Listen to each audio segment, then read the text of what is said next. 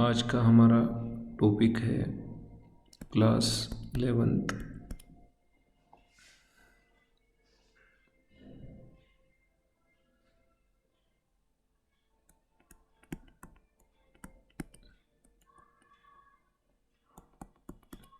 श्रावण की विधि के आधार पर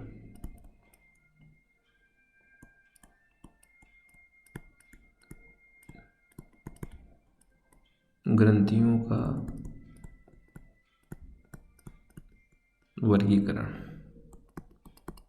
and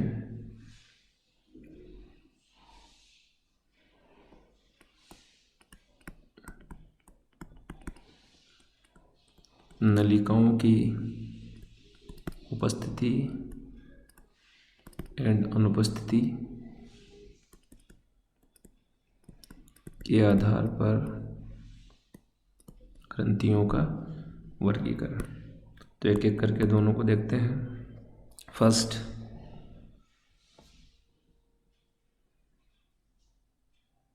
classification of glands according to mode of secretion, यानी श्रावण की विधि के आधार पर। तो श्रावण की विधि के आधार पर 3 प्रकार की ग्रंथियां हमें देखने को मिलती है। First of all, merocrine gland, Hindi में हो जाएगा इसका अंश स्रावी। सेकंड, एपोक्राइन ग्लैंड, अपस्रावी। और third and last, holocrine gland, पूर्ण स्रावी। अंश स्रावी, अपस्रावी एवं पूर्ण स्रावी। First, मीरोक्राइन glands.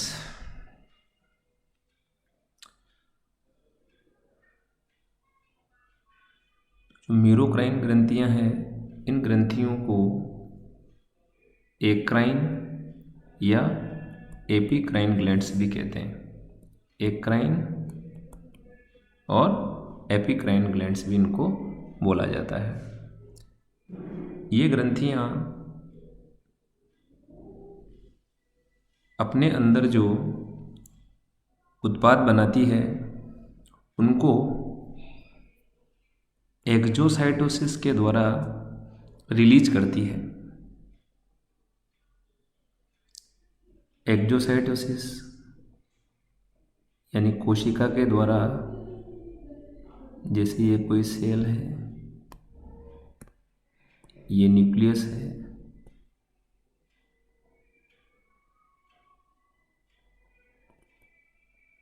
और ये गोल्जी बॉडी है। तो गोल्जी बॉडी से जो स्रावी पदार्थ है वह ऐसे वेसिकल्स में पैक कर दिए जाएंगे और कोशिका की प्लाज्मा झिल्ली पर ये वेसिकल्स इन उत्पादों को बाहर छोड़ देंगे।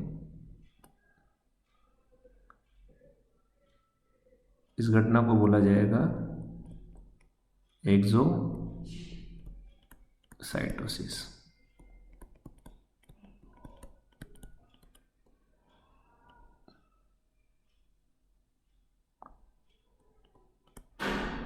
कोशिका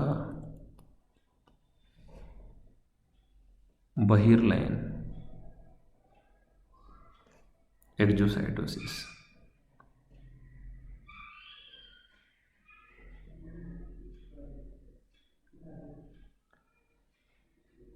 इस प्रकार के श्रावण में नो लॉस ऑफ साइटोप्लाज्म, यानी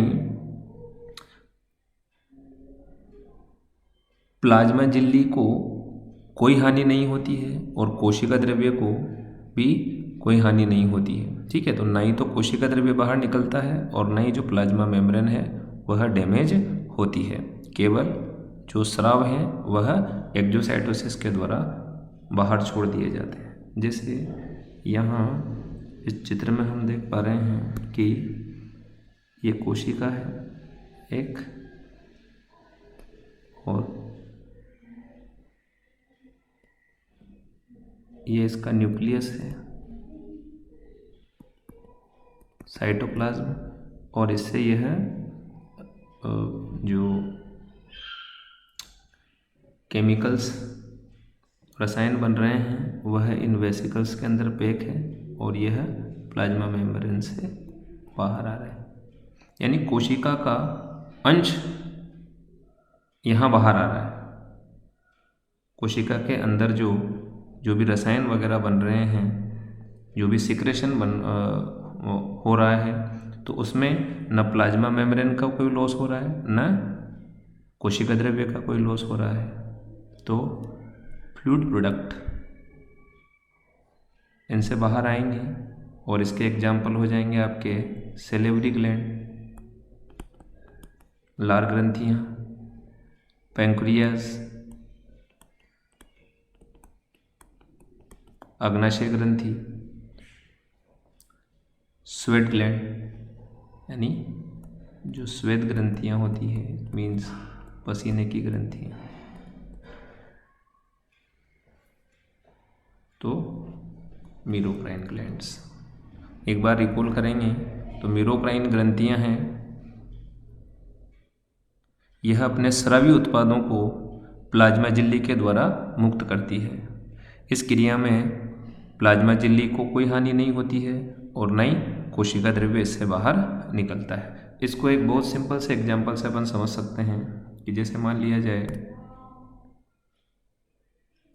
ये कोई स्वीट है, जैसे गुलाब जामुन मान लिया जाए, तो गुलाब जामुन को अगर अपन ऐसे निचोड़ेंगे तो उससे जो शुगर सिरप है, रस है, वह बाहर आ जाएगा। थोड़ा सा दबाएंगे, लेकिन जो गुलाब जामुन है उसमें कोई भी हमें डैमेज देखने को नहीं मिलेगा। वापस से इसको चाशनी में डालिएगा, ये वापस चाशनी को अंदर ले लेगा, फिर इसको निचोइएगा तो इसमें अपन को कोई डैमेज देखने को नहीं मिलेगा। तो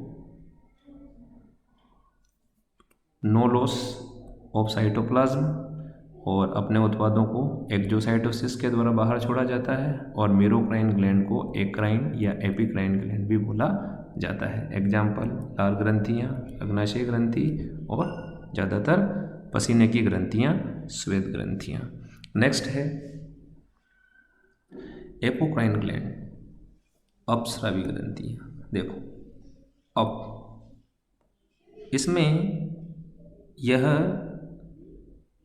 स्राव के साथ साथ कोशिका का कुछ भाग प्लाज्मा मेम्ब्रेन के साथ थोड़ा बहुत पिंच्ड ऑफ, है ना, साइटोप्लाज्म की भी यहाँ हानि देखने को मिलती है। जैसे ये स्वीट है, इसको देखें,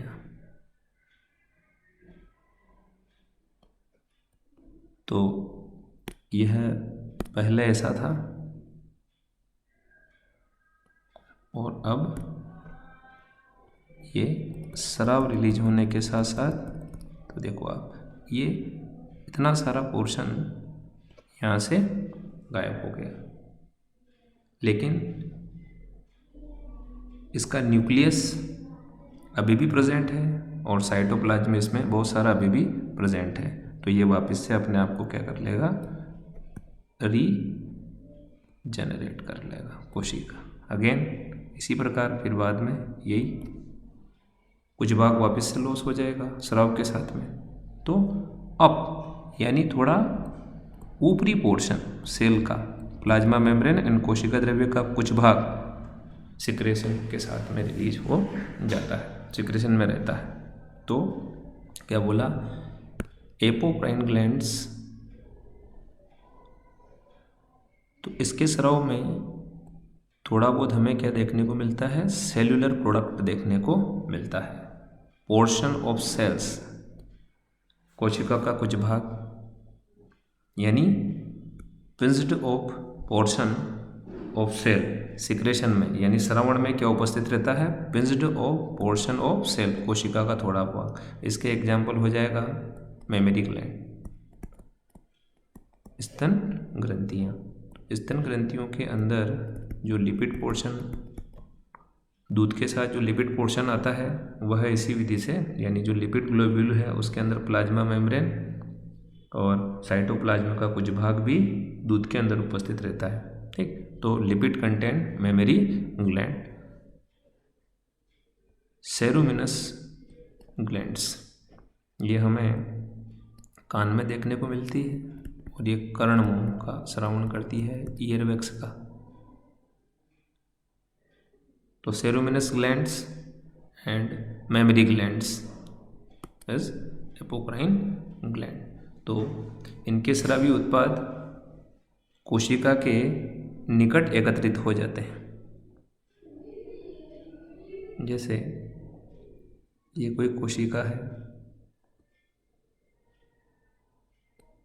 इसके उत्पाद कोशिका के शीट्स में जाकर यहाँ इकट्ठे हो जाते हैं और यहाँ से यह पोर्शन अलग हो जाता है, तो यह पोर्शन भी सिक्रेशन के साथ में बाहर आ जाता है। तो पार्शल लॉस ऑफ साइटोप्लाज्म यानी कोशिका द्रव्य की हानि होती है।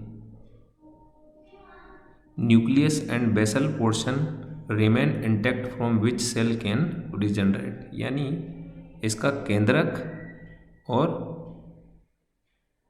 आधारी भाग, ये केंद्रक और यह कोशिका का आधारी भाग अभी भी यहीं पर जुड़ा हुआ है, जिससे ये कोशिका वापस रीजनरेट कर जाएगी, वापस से पूरा पूर्व आकार को यह प्राप्त कर लेगी। तो स्रावी उत्पाद कोशिका के शीट्स के निकट एकत्रित हो जाते हैं और यह जो फूला हुआ भाग है यह अलग हो जाता है, एक वाहिनी में ये मुक्त हो जाता है, डक्ट में मुक्त हो जाता है और इस क्रिया में कुछ कोशिका द्रव्य भी बाहर निकल जाता है, यानी कोशिका को इसमें थोड़ी क्षति पहुंचती है, थोड़ा डैमेज देखने को, लेकिन पूरी कोशिका डैमेज नहीं होगी, वह वापस अपने आप को क्या कर लेगी, regenerate. Which cell can regenerate, example mammary glands and ceruminous glands. Next है देखो होलो। होलो का मतलब देखो संपूर्ण, आल, नाम से ही पूर्ण स्रावी।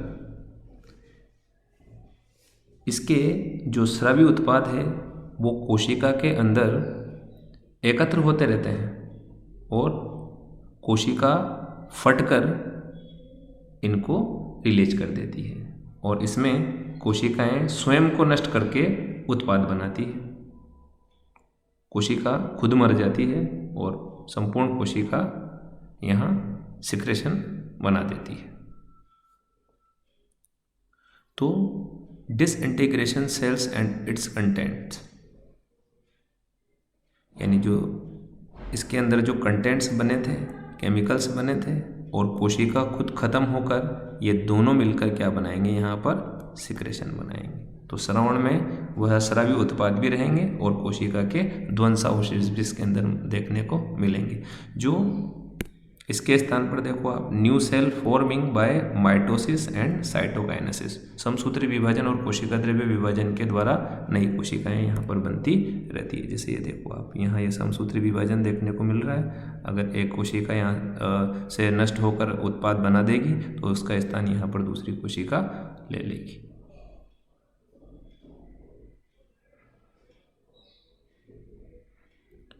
तो secretory products and whole cells, संपूर्ण कोशिका और इसके जो अंदर उत्पाद बन रहे हैं ये दोनों मिलकर क्या बनाएंगे, सिक्रेशन बनाएंगे। और इसका एग्जाम्पल है सीबीएसईएस gland,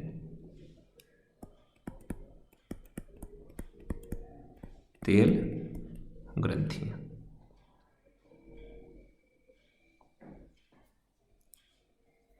Some other example like pineal ग्रंथि,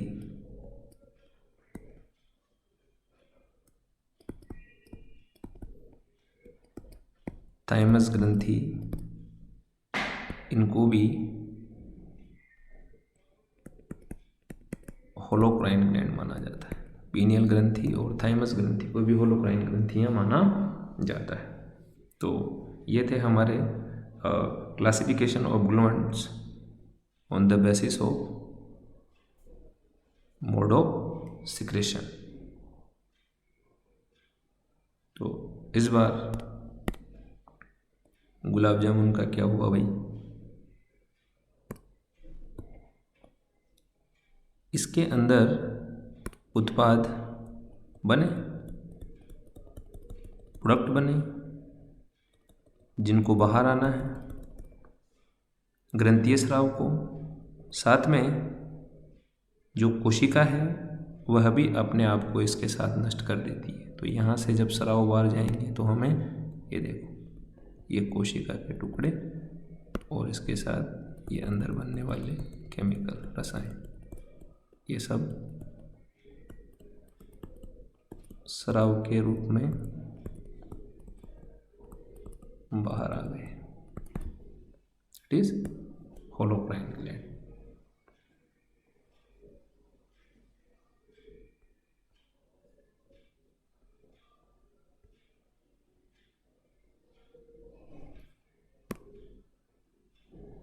रिकॉल करते हैं एक बार, मीरोक्राइन अंशस्रावी ग्रंथियां जिसमें एक्जोसाइटोसिस द्वारा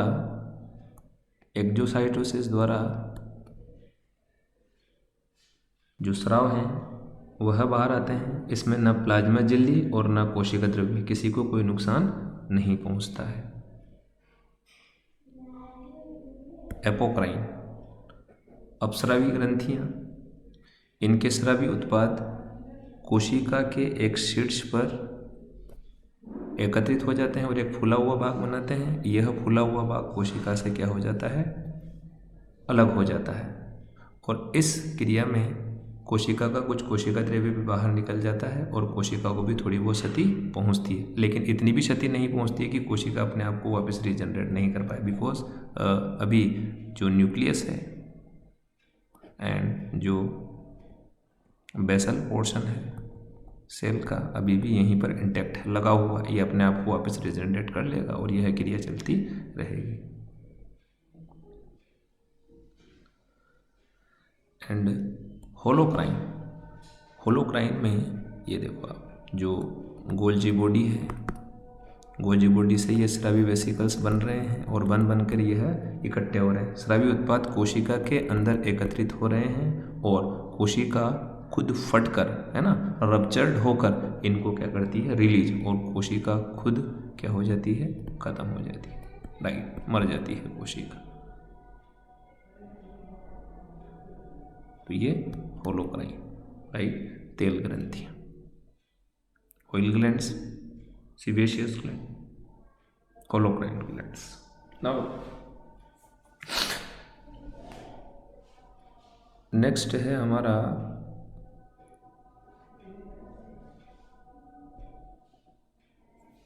नलिकाओं की उपस्थिति एवं अनुपस्थिति के आधार पर ग्रंथियों का वर्गीकरण। इसके आधार पर 3 प्रकार की ग्रंथियां हैं। नंबर 1 बहिस्रावी ग्रंथियां। ये ग्रंथियां स्रावी उत्पादों को नलिकाओं के माध्यम से, डक्ट के माध्यम से किसी सतह पर छोड़ती है। जैसे यहाँ देख पा रहे हैं, ये जो केमिकल हैं, यह केमिकल ग्लैंड्स के द्वारा प्रोड्यूस करे जा रहे हैं और फिर ये किसी डक्ट के द्वारा किसी सरफेस पर छोड़े जा रहे हैं। ये किसी सरफेस पर छोड़े जा रहे हैं। तो ऐसी ग्रंथियां बहिस्रावी ग्रंथियां कहलाएगी, या इनको नलिका युक्त ग्रंथियां बोले, नलिका युक्त ग्रंथियां इनको बोला जाएगा। जैसे salivary glands, memory glands and lacrimal gland, अश्रु ग्रंथियाँ। तो लार ग्रंथि, स्तन ग्रंथि और अश्रु ग्रंथियाँ ये एक्सोक्राइन ग्लैंड्स जो नलिकाओं के द्वारा अपने उत्पाद को किसी सतह पर छोड़ती हैं। नेक्स्ट है अंतःस्रावी ग्रंथियाँ। अंतःस्रावी ग्रंथियाँ, इन्हें नलिका विहीन ग्रंथियों के नाम से भी जाना जाता है, डक्टलेस, क्योंकि ये अपने स्रावी उत्पादों को कहाँ, सीधे रक्त में डालती है, सीधे रक्त में डालती है। Like pituitary gland, thyroid gland, parathyroid gland, adrenal gland etcetera. तो नलिका भी, जैसे देखें आप, मान लिया जाए ये यहाँ पर कोई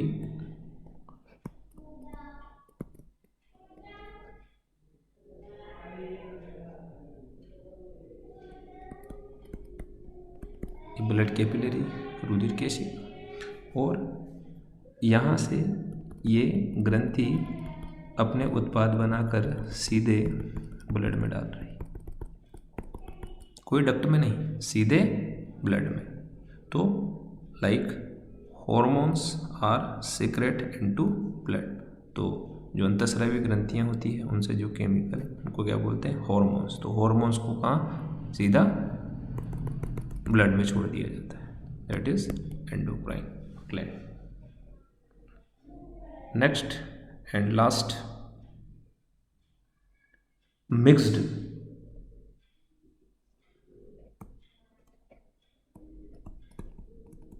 मिश्रित, या इनको बोलेंगे विषम ग्रंथि। से इसका एग्जाम्पल है पैंक्रियास, अग्नाशय ग्रंथि। अग्नाशय ग्रंथि को मिक्स्ड क्यों बोला, बिकॉज यह, इसका कुछ पोर्शन अंतःस्रावी होता है और अधिकांश पोर्शन इसका बहिस्रावी, यानी यह exo plus endo, so it's called mixed gland. Which portion, endocrine. तो यह ग्रंथि हमें देखो, जो अमाशय और के नीचे, और जो ग्रहणी का हमारा यह आर्च है यू वाला, इसके बीच में एक पत्ती जैसी ये जो ग्रंथि पाई जाती है, इसको पैंक्रियाज, अग्नाशय ग्रंथि इसको बोला जाता है। तो इसके संयोजी ऊतक के बीच बीच में, जैसे पानी के बीच में कोई आइलैंड पड़ा हो, चारों तरफ से, जैसे द्वीप, चारों तरफ से पानी से घिरी संरचना को क्या कहते हैं अपन, द्वीप कहते हैं।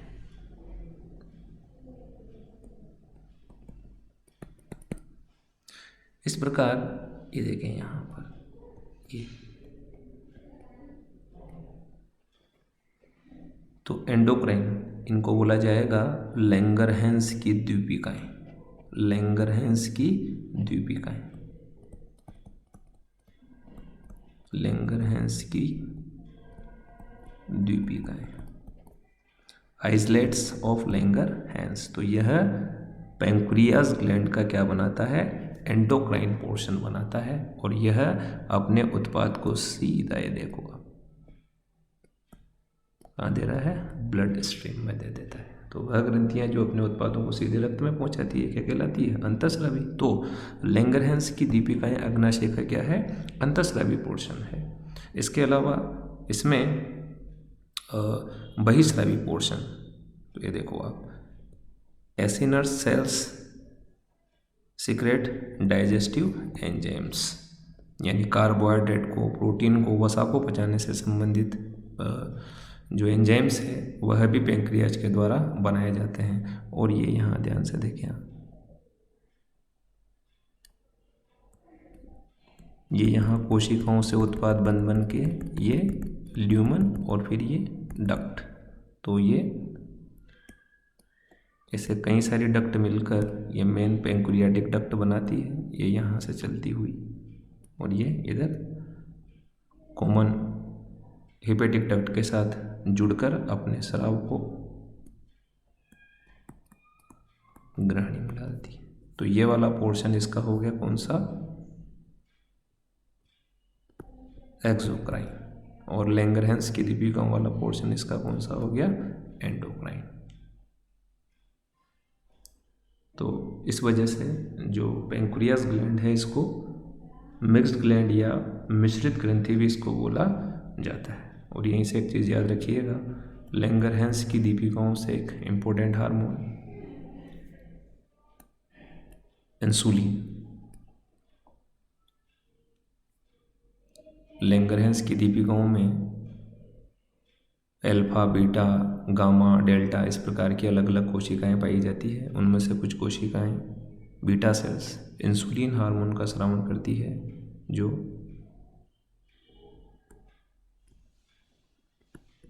शुगर के उपापचय से रिलेटेड होता है। अनादर हार्मोन ग्लूकागॉन जो लैंगरहैंस की दीपिकाओं से स्रावित करा जाता है। तो आई होप ये दोनों जो ग्रंथियों के वर्गीकरण हैं आपको समझ में आए होंगे। श्रवण की विधि के आधार पर ग्रंथियों का वर्गीकरण, इसमें अपन ने 3 प्रकार की ग्रंथियां देखी,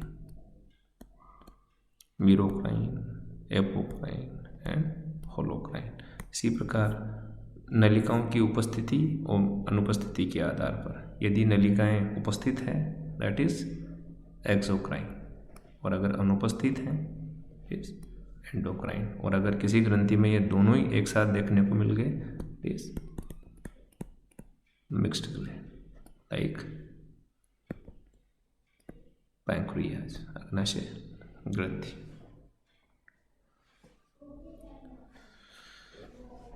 वीडियो को अधिक से अधिक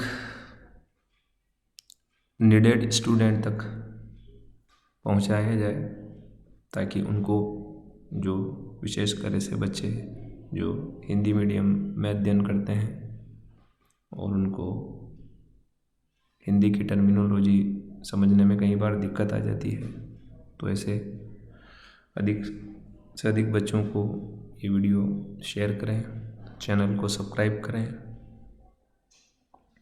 थैंक यू।